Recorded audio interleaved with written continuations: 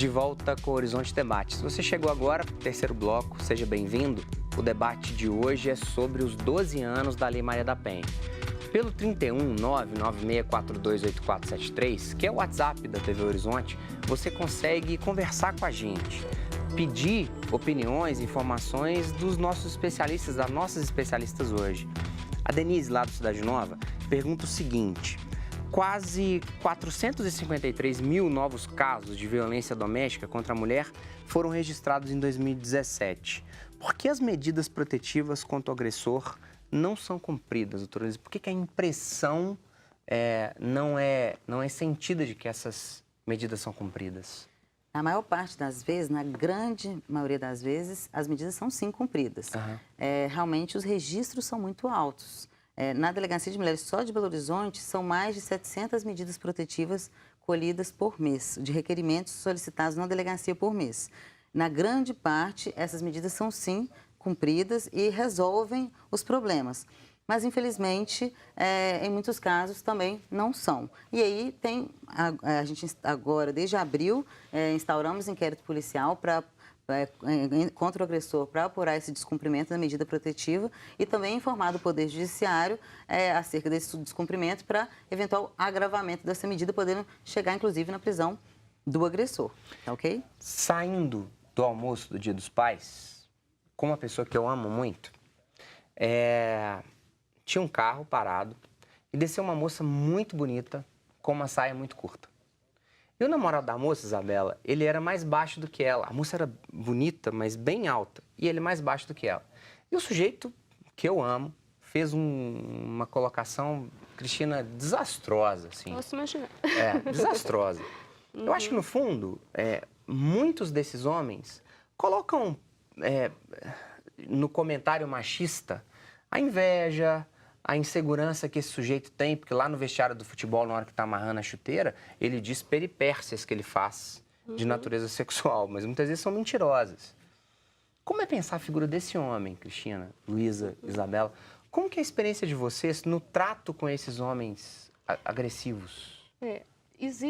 A gente não pode desvincular a socialização dos homens e a socialização das mulheres. Assim, quando uma menina nasce e quando um homem nasce, o que é ensinado para cada um deles, seja dentro de casa, seja nas escolas, nos livros didáticos. Inclusive, é muito importante que, quando a gente fala cultura de gênero, né, quando a gente usa essas expressões, a gente está falando exatamente de um esforço de desconstruir aspectos dessa identidade, dessa noção de quem eu sou como homem, o que se espera, qual que é o meu papel na sociedade, qual que é o papel de uma mulher. Então, tem toda uma construção social aí que vem, né, de tempos de sempre, que coloca para esse homem que o lugar dele, ele se afirma na masculinidade, né, a partir da Como conquista, que ele deixa a moça sair poder, com aquela saia? né? Como que esse cara deixa sair com essa saia? E aí é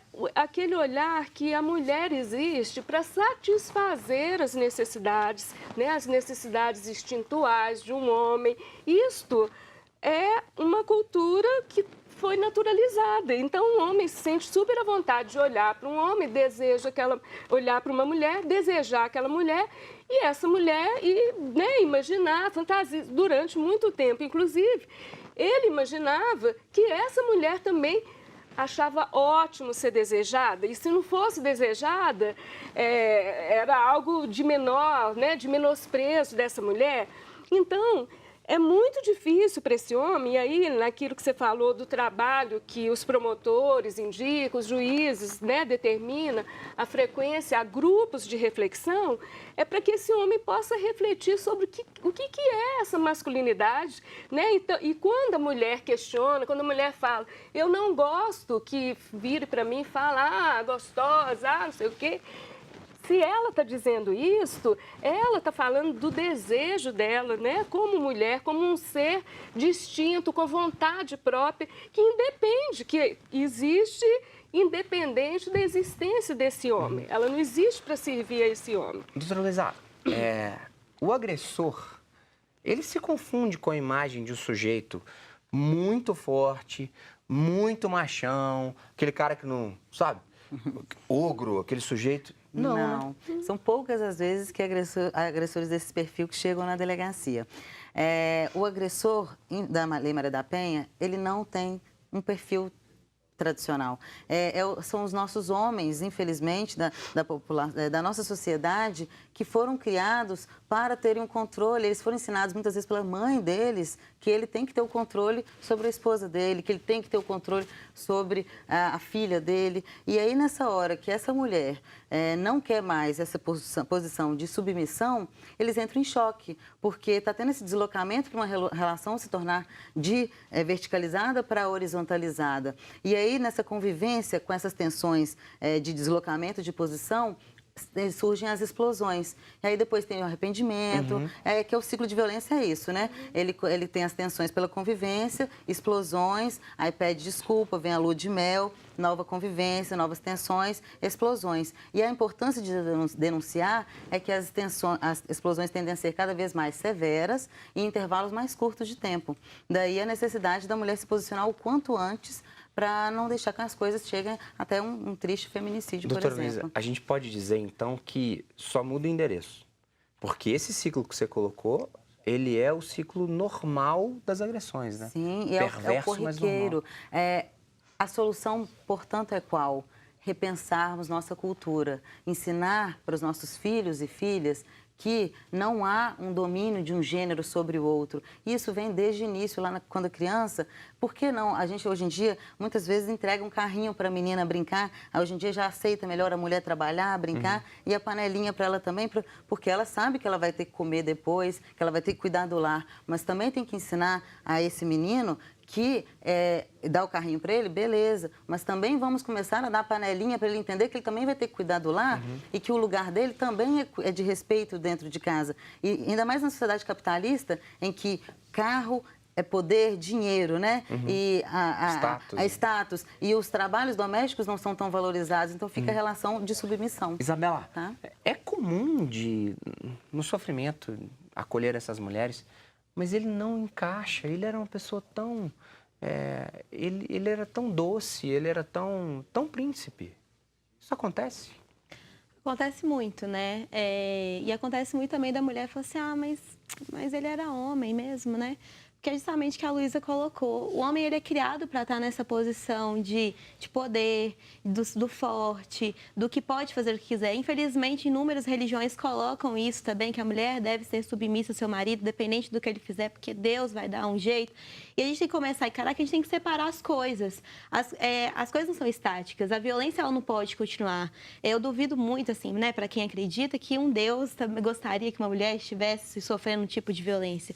Então, a gente tem que encarar esse problema de frente e combater. Isso que a Luísa coloca, assim, que não existe um perfil. Às vezes é um homem deste tamanho, uma mulher desse tamanho, e ele tem todo um domínio sobre ela, porque o negócio não é físico, o negócio ele é psicológico, ele é moral. O homem ter esse poder independente do peso, da coordenada, ele é construído, ele é socializado para ser assim. Você coloca esse caso, né, do final de semana, mas assim, é óbvio que o machismo, ele também respinga nos homens, né? Óbvio que um homem que não tem esse peso tão grande no machismo, provavelmente ele vai ter um relacionamento muito mais saudável, uma vida mais prazerosa.